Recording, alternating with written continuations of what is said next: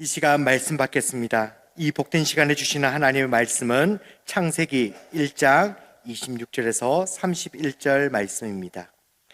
하나님이 이르시되 우리의 형상을 따라 우리의 모양대로 우리가 사람을 만들고 그들로 바다의 물고기와 하늘의 새와 가축과 온 땅과 땅에 기는 모든 것을 다스리게 하자 하시고, 하나님이 자기 형상 곧 하나님의 형상대로 사람을 창조하시되 남자와 여자를 창조하시고, 하나님이 그들에게 복을 주시며 하나님이 그들에게 이르시되 생육하고 번성하여 땅에 충만하라. 땅을 정복하라.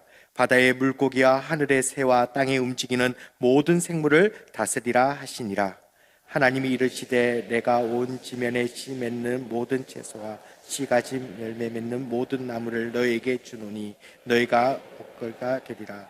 또 땅의 모든 짐승과 하늘의 모든 새와 생명이 있어 땅에 기는 모든 것에게는 내가 모든 푸른 풀을 먹을 거리로 주노라 하시니 그대로 되니라. 하나님이 지으신 그 모든 것을 보시니 보시기에 심히 좋았더라. 저녁이 되고 아침이 되니 이는 여섯째 날이라. 아멘.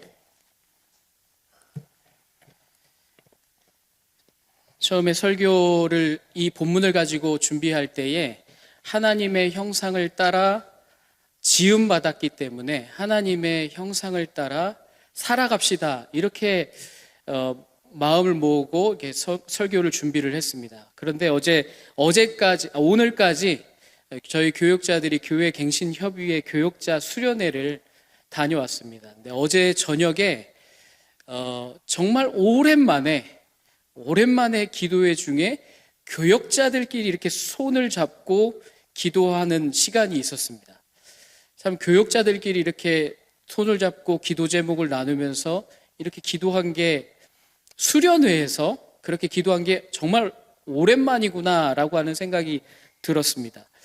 그러면서 이렇게 모르겠습니다. 제가 이제 40대 중반을 넘어가서 그런지 모르겠는데 옆에 있는 한영수 목사님, 양대호 목사님 손을 잡는 순간 눈물이 나더라고요. 그게 어떤 눈물이었냐면 이 동역자들을 위해서 정말로 뜨겁게 기도해 본 적이 언제였는가 하는 정말 회개의 눈물이 먼저 흘러나왔고, 그 다음에 제 등에 손을 얹고 기도해주는 한영수 목사님의 그 기도가 저한테 마음이 정말 큰 풍성한 하나님의 사랑을 느낄 수 있게 해주었습니다. 그래서 오늘 설교 제목이 하나님처럼 사랑하며 살아가자라고 하는 것으로 조금 이렇게 또 풍성해졌습니다. 오늘의 말씀을 통해서 하나님께서 우리를 어떻게 지으셨는지, 하나님께서 어떻게 우리가 살아가기를 원하시는지, 또 하나님께서 우리가 어떻게 사랑하며 살아가기를 원하시는지를 말씀을 통해 보도록 하겠습니다. 제가 대전으로 온 지가 벌써 9년이 넘었습니다. 우리 교회 처음 부임했을 때 만년동에 살 집이 이제 마땅치가 않아가지고 갈마동에서 4개월 정도를 살았습니다. 거기서 이렇게 주일날 오후 가고 또 저녁 예배 마치면 또 어쩔 때는 버스를 타고 집으로 돌아갈 때도 있었는데, 어느 날 주일 저녁 예배를 마치고 저희 아내와 저희 딸이 그때 두 돌이 안 되었을 텐데 버스를 타고 집으로 돌아가는 길이었습니다. 보통 이제 아기를 안고 버스를 타다 보니까 저희 딸이 뒷사람하고 얼굴을 이렇게 마주보면서 가잖아요. 근데 뒷사람이 저희 아기를 이렇게 보더니 사진을 착 찍어가지고 누군가에게 문자 메시지를 보냈습니다. 그러면서 뭐라고 했냐면, 야, 버스에서 내 앞에 앉은 아기가 나를 계속 빤히 쳐다보는데 이 아이 너희 청년산부 목사님 딸 아니니?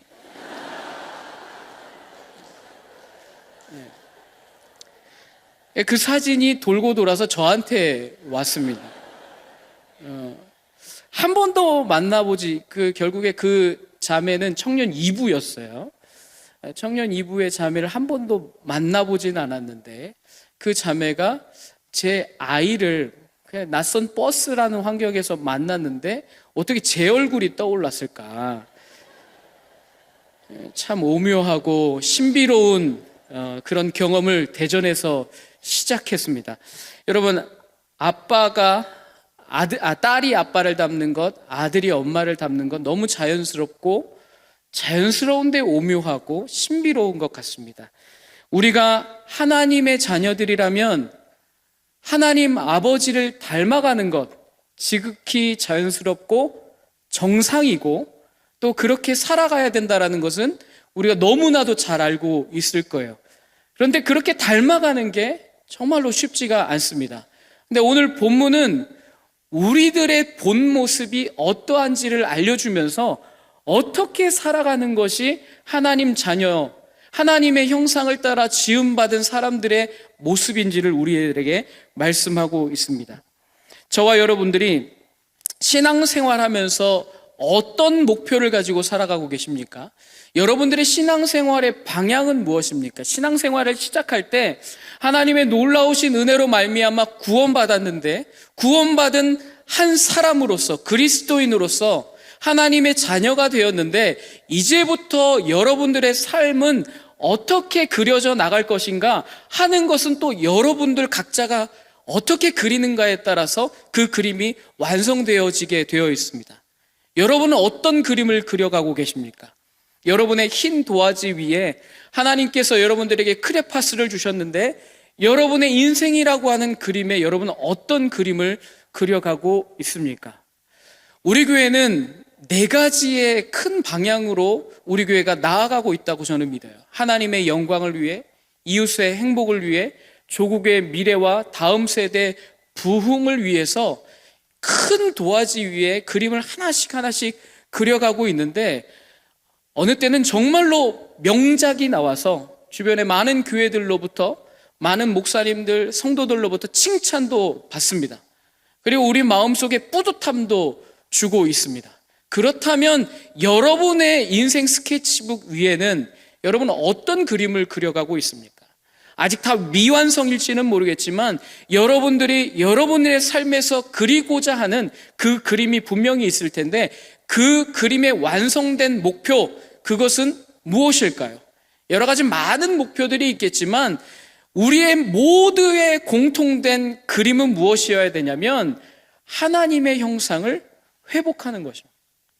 하나님께서 태초에 만드셨던 그 인간성의 회복, 하나님이 처음 창조하셨던 그 사람의 모습으로 다시 회복되는 것, 나 자신이 구원받고 여전히 죄로 물들어 있는 이 땅 가운데서 살고 있고 하나님의 형상으로 회복되는 것이 너무너무 힘들고 예수님의 제자로 사는 것이 정말로 가벼운 일은 아닐지는 모르겠지만 우리들의 머릿속에는 그림이 있어야 돼요.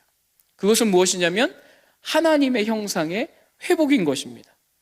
교회가 교회답다라고 하는 것과 또 가정이 가정답다라고 하는 것은 무엇일까요?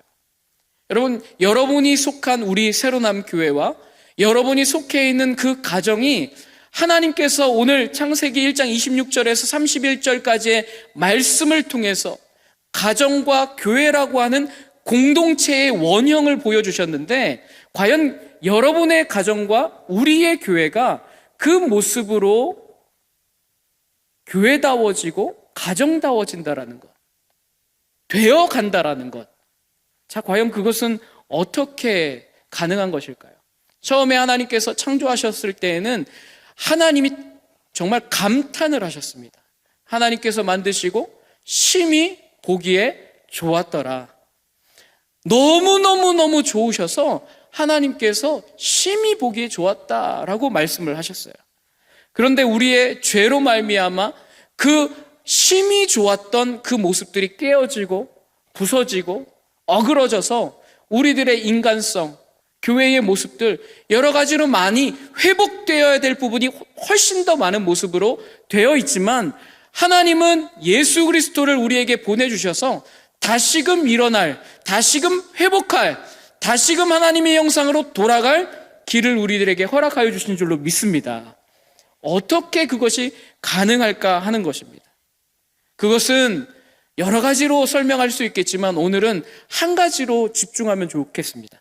그것은 하나님께로부터 받은 사랑. 그 말로 다 표현할 수 없고 그 어떤 것으로도 측량할 수단이 없는, 가늠할 수 없는, 온 우주를 채우고도 넘쳐 흐르는 그 하나님의 사랑이 우리들에게 임했을 때, 그 사랑이 우리들에게 임했을 때, 그 사랑이 우리의 가정과 교회 공동체에 차고 넘쳤을 때에 회복되는 줄로 믿으시기를 축복합니다. 우리 안에 그 사랑이 이미 임했습니다. 예수님의 그 사랑으로 말미암아 예수님께서 차고 넘치는 그 사랑이 십자가에서 우리들에게 보여줬고, 우리들이 형용할 수 없는 그 놀라운 사랑이 십자가에서 우리에게 임해졌어요. 그렇기 때문에 다시 한번 하나님의 형상으로 지음받았던 그때의 모습으로 회복될 가능성이 활짝 열린 줄로 믿으시기를 바랍니다. 그런데 그 사랑이 우리 안에 고여 있으면, 그것은 우리를 점점 더 다시 회복될 가능성이 보였다가 다시 옛 모습으로 돌아가게 되는 것입니다. 하나님의 사랑은 원래 넘쳐 흐르게 되는데, 그 사랑을 우리가 받고 가만히 있게 되면 우리는 그 형상으로 다시 돌아가지 못한다라는 것이에요. 오늘 본문은 우리가 처음 창조되었을 때의 모습이 어떠했는지를 소개하면서 죄로 인해 깨어진 인간성이 다시 회복되어야 될 하나님의 형상을 소개할 뿐만 아니라 우리의 존재가 어떤 존재인가를 설명할 뿐만 아니라 우리가 행동론적으로 앞으로 어떠한 삶을 살아가야 할 것인지를 소개하고 있습니다. 먼저 우리는 어떤 존재인지를 한번 보도록 하겠습니다. 하나님께서 인간을 창조하실 때에는 다른 창조물들과는 다른 과정을 거치셨어요. 인간을 창조하시기 전에 신적 협의, Divine Consultation이라고 하는 협의가 있었습니다. 창세기 1장 26절의 말씀 우리 함께 읽겠습니다. 하나님이 이르시되 우리의 형상을 따라 우리의 모양대로 우리가 사람을 만들고 그들로 모든 것을 다스리게 하자. 아멘. 첫째 날부터 다섯째 날까지, 그리고 사람이 창조되는 그 여섯째 날까지도 하나님께서는 이런 회의를 거치지 않으셨는데, 인간을 창조하실 때는 이러한 대화를 통해서 사람의 창조의 계획과 과정과 그 목표를 분명하게 성경으로 기록해 주셨어요. 인간을 창조할 때 어떠한 모습으로 창조를 할까? 어떠한 과정을 거칠까? 이 창조된 목적이 무엇인가? 하나님은 모두가 다 계획 가운데에서 또 신적 협의 가운데에서 이루어졌다라는 것입니다. 그래서 많은 사람들이 인간과 동물에 대해서 비교를 하는데, 인간 창조와 동물 창조에는 유사점도 있습니다. 그것은 무엇이냐면 모두 흙으로 창조되었다라는 것입니다. 인간 창조할 때 창세기 2장 7절의 말씀을 보니까 여호와 하나님이 땅의 흙으로 사람을 지으셨다, 이렇게 말씀을 하셨는데, 동물을 창조할 때도 19절의 말씀을 보니까 여호와 하나님이 흙으로 각종 들짐승과 공중의 각종 새를 지으셨다라고 말씀하셨어요. 그 재료가 무엇이었냐면 흙이었다라는 거예요. 그렇기 때문에 동물이나 인간이 죽은 후에 그 시체나 사체가 다시 썩어서 흙으로 돌아가는 것, 이것 때문에 많은 유물론자들이 이러한 유사성 때문에 인간의 영혼에 대한 부정하고 또 인간을 창조하신 하나님에 대한 존재까지 부정하기에 이르게 된 것입니다. 이 땅에서 육체를 입고 사는 것, 거기까지인데 뭐 내세를 말하느냐, 이렇게 말하는 것이죠. 그러나 우리가 믿고 있는 성경은 분명히 말씀하고 있습니다. 하나님은 우리들에게 생기를 불어넣으셔서 다른 동물들과는 정말로 다른 존재로 우리를 창조하셨다라는 것이에요. 동물과 분명한 차이점을 우리들에게 설명하고 계시는데, 첫 번째는 하나님은 인간에게 말씀하셨다라는 겁니다. 하나님께서 동물에게도 복을 주셨고 사람에게도 복을 주셨습니다. 22절의 말씀을 보면 하나님이 동물에게 복을 주셨어요. 생육하고 번성하라. 또 사람에게도 창조하실 때 28절의 말씀을 보니까 그들에게도 복을 주셨다. 생육하고 번성하여 땅에 충만하라. 땅을 정복하고 다스리라. 하나님께서 동물에게도 복을 주시고 사람에게도 복을 주셨습니다. 그런데 거기에 분명한 차이가 하나 있어요. 쉽게 보면 넘어갈 수 있겠지만 하나의 분명한 차이가 있는데, 이것은 무엇이냐면 하나님이 그들에게 복을 주신 것은 같지만 사람에게 복을 주실 때에는 사람에게 찾아오셔서 그들에게 말씀하셨다라는 것입니다. 동물을 창조하셨을 때에는 동물에게 찾아가셔서 너희들에게 생육하고 번성하고 땅에 충만하라, 다스리라, 정복하라, 이런 말씀이 아니라 하나님이 온 만물에게 선포하듯이 말씀하셨지만, 인간을 창조하실 때는 하나님께서 사람에게 찾아오신 줄로 믿으시기를 바랍니다. 찾아오시면서 무엇하기를 원하셨냐면 대화하고 교제하고, 내가 너희들에게 복을 주었으니 이 복으로 말미암아 온 땅의 복의 통로로 너는 쓰임받기를 나는 원한다. 이렇게 하나님은 우리들에게 복의 근원으로 우리를 세우신 줄로 믿으시기를 바랍니다. 또 다른 차이가 있습니다. 두 번째는 뭐냐면 하나님은 인간에게 생기를 불어 넣으셨습니다. 인간은 하나님께서 불어넣으신 생기, 영혼이 있습니다. 동물과의 분명한 차이점이에요. 동물은 살아있을 때 인간과 어울리기도 하고 산책도 하고 가끔 인간이 외로울 때 외로움을 달래주는 그런 존재가 되기도 합니다. 귀여움도 떨고 위로도 하고, 그러나 살아있을 때만 그렇습니다. 살아있을 때만. 여러분 키우고 있는, 만약에 동물을 키우고 계신다면 밥 잘 주시고요. 외롭게 너무 두지 마시고요. 동물을 잘 보살펴 주십시오. 이것도 하나님 말씀에 순종하고 하나님 말씀에 따르는 동물을 다스리는, 동물을 키우는 방법입니다. 그런데 동물은 죽은 이후에는 그 존재는 없어지는 것입니다. 영혼이 없기 때문입니다. 그러나 인간은 죽은 이후에 삶이 있다는 것을 여러분 기억하시기를 바랍니다. 인간이 육체로 있는 동안에 뿐만 아니라 육체의 마지막이 나는 있은 후에도 그 사람에게 죽은 날 다음부터 또 다른 삶이 있다는 것을 우리는 기억하셔야 돼요. 왜냐하면 영혼이, 하나님께서 불어넣으신 생기가 있기 때문입니다. 어디에서 사는가만 달라질 뿐이지 하나님 품이냐 아니면 하나님 품 바깥이냐, 천국이냐 지옥이냐, 그 장소만 달라질 뿐이지 우리가 죽은 이후에 또 다른 삶이 있다는 것을 우리는 기억해야 돼요. 사람과 동물의 분명한 차이는 여기 있다라는 것입니다. 하나님은 인간을 창조하실 때에 신적 회의를 거쳐서, 동물들을 창조하실 땐 그런 것이 아니라 성경에 기록된 대로 따르자면 인간을 창조하실 때 우리가 하나님의 형상을 따라 하나님의 모양을 대로 사람을 만들고 모든 창조물들을 다스리게 하자, 이런 신적 협의 가운데 하나님의 형상을 따라 지음받았습니다. 그리고 하나님과 교제할 수 있도록 하나님께서 우리에게 찾아오셔서 말씀하여 주신 존재들이 바로 저와 여러분인 줄로 믿으시기를 바랍니다. 하나님의 형상을 따라 하나님 모양대로 지음받은 그 인간, 그 사람을 하나님께서 우리들에게 가장 이해하기 쉬운 단어로 우리들이 어떤 존재인가를 설명해 주셨어요. 그것은 무엇이냐면, 가장 쉽게 이해할 수 있는 단어는 무엇이었냐면 자녀라고 하는 단어였어요. 자녀.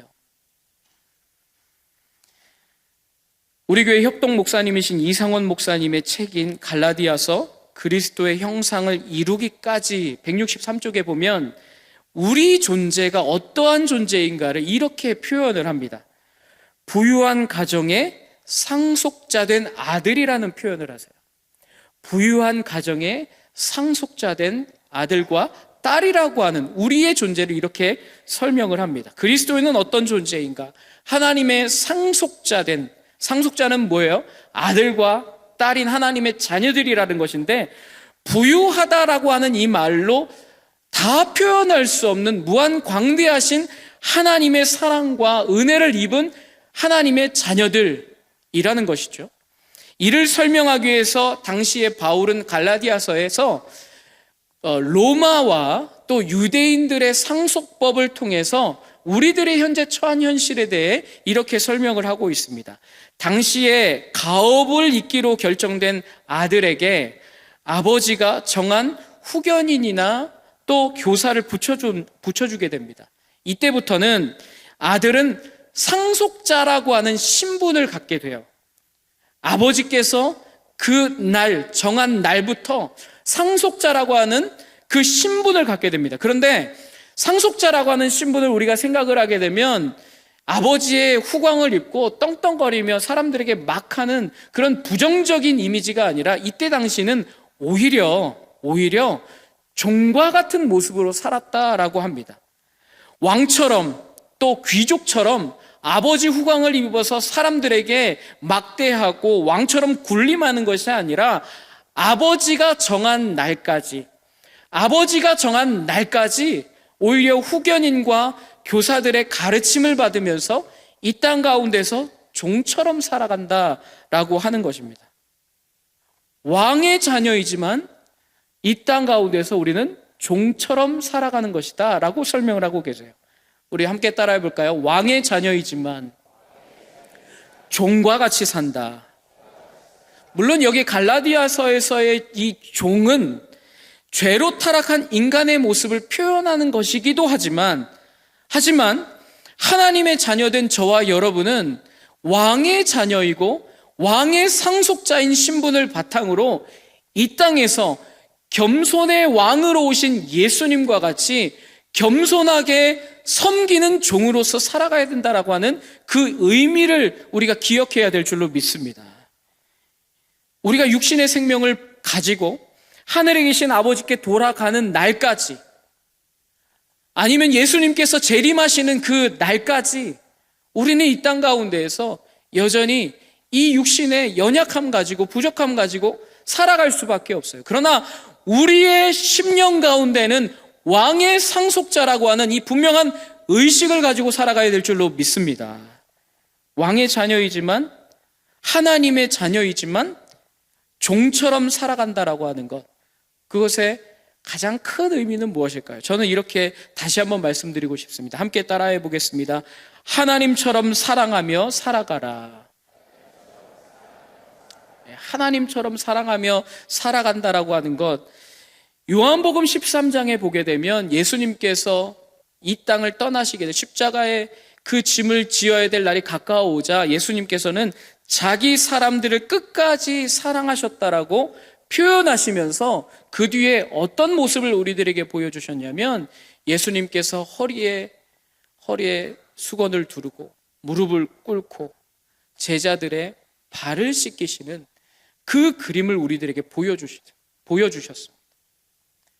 왕이신 예수님, 하나님이신 예수님, 이 땅 가운데 모든 만물이 찬양하고 감사하고 경배해야 될 예수님이시지만 제자들에게 앞으로 너희들 이렇게 살아가야 돼 하고 하는 단 하나의 그림을 보여주셨는데, 그것이 무엇이냐면 제자들 앞에서 무릎을 꿇고 나의 사랑하는 마음으로 제자들을 발을 씻기시는 예수님의 모습.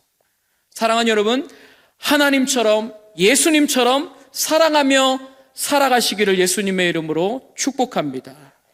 하나님처럼 사랑하며 사는 것, 얼마만큼 사랑해야 될까요? 얼마만큼 사랑한다는 것이 하나님처럼 사랑한다고 하는 것일까요? 베드로가 예수님 앞에 찾아가서 질문을 했습니다. 예수님, 몇 번 용서하면 될까요? 7번 용서하면 될까요? 큰 배포를 가지고 예수님 앞에 7번 용서하면 될까요? 당시 유대인들은 3번 이상 용서를 하면 사람 자기 자신을 스스로 깎아먹는 거라고 생각을 해서 3번 이상 용서하지 않았는데, 저는 예수님의 제자로서 한 7번 정도 더 용서하겠습니다. 근데 예수님, 이 정도면 됐죠 라고 나오자 예수님 뭐라고 말씀하셨습니까? 70번씩 7번이라도. 이 말은 무엇입니까? 끝없이 용서하고 사랑하라라고 말씀하셨습니다. 여러분의 용서가 중단된 사람이 있습니까? 여러분의 사랑이 중단된 사람이 있습니까? 예수님께서 앞으로 배반할 제자들 무릎 앞에 꿇고 그들의 더러운 발을 씻기시며 예수님이 우리들에게 보여주셨던 그 사랑, 하나님께서 십자가로 우리에게 보여주셨던 그 사랑을 기억하면서 끝없이 우리도 하나님처럼 사랑하며 살아가는 저와 여러분들 되기를 예수님의 이름으로 축복합니다. 청년부와 블레싱 사역을 할 때 특별한 날이 되면 저를 이렇게 무대 앞에 세워놓고 갑자기 마이크를 이렇게 들이밀면서 목사님 기도 제목 알려주세요 라고 이야기를 합니다. 많은 사람들이 모여 있는데 거기서 제 개인적인 기도 제목을 하려면 구구절절 모든 걸 다 설명을 해야 되지 않습니까? 그러다 보니까 목사로서, 청년부 블레싱부의 이 담당 목사로서 아주 근원적인 기도 제목을 하나 나눕니다. 그것이 무엇이냐면 청년들을 사랑할 때 저희 집에 있는 아이들처럼, 하은이와 하준이 저희 딸과 아들처럼 청년들을 제발 사랑하게 해주세요. 이렇게 기도 제목으로 나눕니다. 여러분 가능하겠습니까? 여러분, 여기는 주일학교 교사 여러분, 청소년부 여러분, 여러분의 자녀들처럼 여러분의 맡은 아이들 사랑하는 게 여러분 쉽겠습니까? 불가능해요. 저의 인간된 모습을 보게 되면 제 아이들은 아직은 귀여운데 청년들 귀엽습니까? 제가 블레싱부를 맡습니다. 같이 늙어가는 입장에서 블레싱부 얼굴을 보고 마음을 보고 삶을 보면 나나 너나 이런 마음이 들면서 참 사랑하기가 쉽지 않습니다. 그런데 기도 제목을 그렇게 나누는 이유는 뭐냐면 제 사랑의 목표가 거기까지다라는 다짐이고 또 하나님의 도우심을 구하는 정말 간절한 간구입니다. 여러분, 여러분들이 누군가를 사랑할 때 어떻게, 얼마만큼, 어디까지 사랑하겠다라고 여러분 기도하십니까?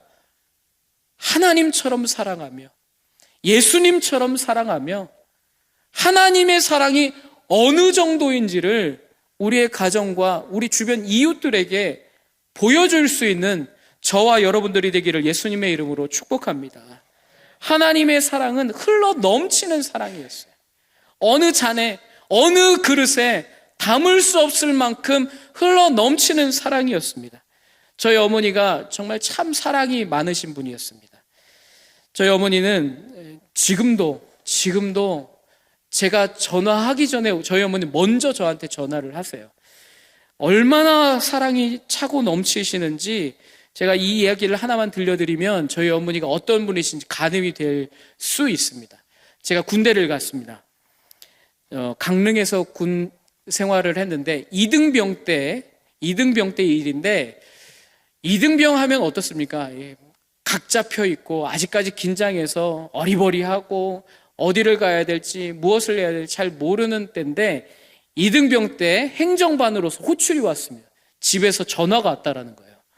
그래서 여러분, 이등병이 행정반에 그 중대장님과 행정보급관과 하늘 같은 선임병들이 있는 그 행정반에 들어가는 것, 여러분 얼마나 긴장되고 두려운 일인지 모릅니다. 그래서 들어갈 때 목소리가 완전 째지도록 충성, 이병 조재익 행정반에 용무 있어서 왔습니다 하고 들어가서 전화를 받을 때도 두 손으로 받아야 됩니다.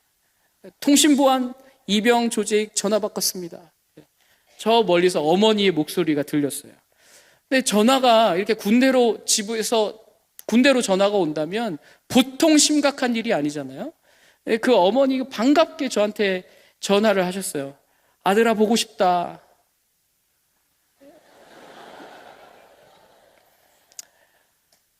어머니, 저도 보고 싶었어요. 무슨 일이세요? 뒤에 어떤 이야기가 이어질지 참 궁금했습니다. 어떤 심각한 일이길래. 제 동생이 명인데 명희가 대학에 입학했어 이러시더라고요. 그리고요, 그게 다였습니다. 전화를 끊었어요. 끊고 중대장님이 저를 이렇게 걱정스러운 모습으로 저에게 물었습니다. 집안에 무슨 일이냐. 여러분, 제 동생이 대학 입학했다는 것은 핑계였고, 저 어머니가 진짜로 제 목소리가 듣고 싶으셨대요. 그래서 그 이후의 길은 생각이 안 납니다. 중대장님께 제가 무슨 말씀을 드렸는지, 제가 그 상황에 생정반에서 어떻게 탈출했는지 지금은 기억이 나질 않는데, 저희 아버지가 그리고 나서 저희 어머니한테 군대에다 그렇게 전화하는 거 아니다 라고 하면서 집안이 이게 웃음바다가 됐다고 하는데, 집안에서는 웃음바다가 됐지만 제 마음은 얼마나 난감하고 어려웠는지 모릅니다. 저희 어머니가 그런 분이셨어요. 늘 항상 아들 생각하는 마음에 전화하고, 40이 넘은 아들한테도 밥 먹었냐 물어보시고, 운전 조심해라 하고,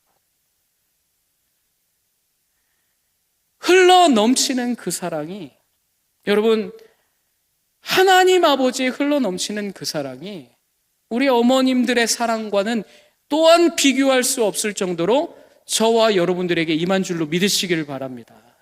이제 그 사랑을 받은 우리들이 어떻게 살아가야 되겠습니까? 그 차고 넘치는, 다 헤아릴 수 없고 다 형용할 수 없고, 누구보다도 나를 주목하시고 나의 삶과 나의 하루하루 일거수일투족을 바라보시면서 어떻게 사는가, 그렇게 바라보시는 하나님의 그 놀라우신 사랑을 받은 우리들이 이제는 어떻게 살아가야 될까요? 2007년에 유엔 인권회 식량 특별 조사관이었던 장 지글러라고 하는 사람이 있었습니다. 이 사람이 책을 하나 냈는데, 왜 세계의 절반은 굶주리는가라는 책을 발간을 했습니다. 그 책에서 이 사람은 이런 지적을 해요. 세계의 인구가 먹고도 남을 만큼의 풍족한 식량이 생산되는데 여전히 수억 명이 굶어 죽어갈 위기와 현실에 놓인 이유는 무엇인가?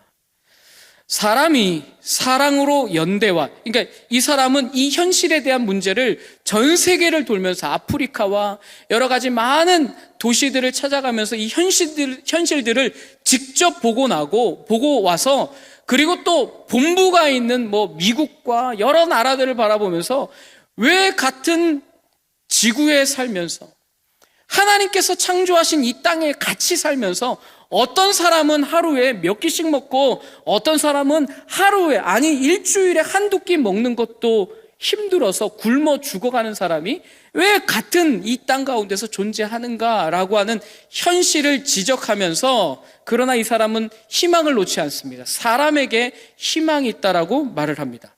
사람이 사랑으로 연대와 협력하게 된다면 지금의 가난의 문제를 분명히 해결할 수 있을 것이다.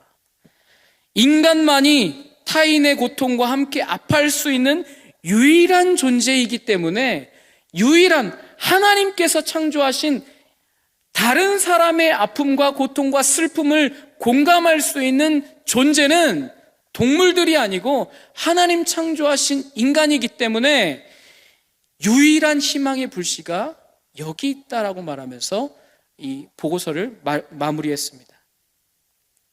하나님은 오늘 본문의 29절에 보면 우리 모두에게 먹을거리를 다 주셨다라고요. 동물들 뿐만 아니라 우리 사람이 충분히 먹고도 남을 정도, 째째하게 막 이렇게 주시는 것이 아니라 우리가 먹고 배부를 만큼 풍성한 것들을 우리들에게 허락해 주셨는데, 왜 같은 지구 안에서 어떤 사람은 아무것도 못 먹고 어떤 사람은 쌓아놓고 살아가는가? 그것은 하나님의 문제가 아니었어요. 우리의 문제였어요. 하나님의 풍성한 사랑을 누리고 그 은혜를 누리고 사는 우리들이 그 사랑을 받아서 흘려보내지 않는다면, 다른 사람, 아직까지 고통 가운데, 죽음 가운데, 연약함 가운데, 인간의 그 죽음에서, 그 죽음의 문제, 죄와 비참 가운데서 해결하지 못한 그 사람들에게 우리가 그 사랑을, 우리의 그 사랑의 물줄기를 그쪽으로 틀지 않고 여전히 나에게로만, 내 가족에게만, 내 교회에게만 머문다면 그 사람들은 여전히 이 장 지글러가 말한 것처럼 계속해서 죽어가는 모습들을 우리는 보고 있을 수밖에 없다 말하는 것입니다. 사랑하는 여러분, 하나님의 풍성한 사랑을 누리고 사시면서 또 하나님처럼 사랑하며 살아가는 저와 여러분들 되시기를 예수님의 이름으로 축복합니다. 그 사랑만이, 그 하나님의 형상을 따라 지음받고 그 하나님의 사랑을 입은 우리들이 그 사랑을 흘려보내는 것만이 하나님께서 우리들에게 주신 또 세상이 유일한 소망이라고 우리들에게 말하고 있는 것을 우리는 기억해야 한다라는 것입니다. 우리가 받은 그 사랑 흘려보내야 될 줄로 믿습니다. 그래야 될 때인 줄로 믿습니다. 전쟁과 기근과 모든 고통으로 이 지구가, 이 땅이 정말 뒤범벅되고 있는 이때에 그리스도인들이 하나님의 그 사랑을 받은 우리들이 그 사랑을 흘려보내야만이 이 모든 것들이 주 안에서 평강을 누리게 될 줄로 믿습니다. 그렇게 살아가시기를 예수님의 이름으로 축복합니다.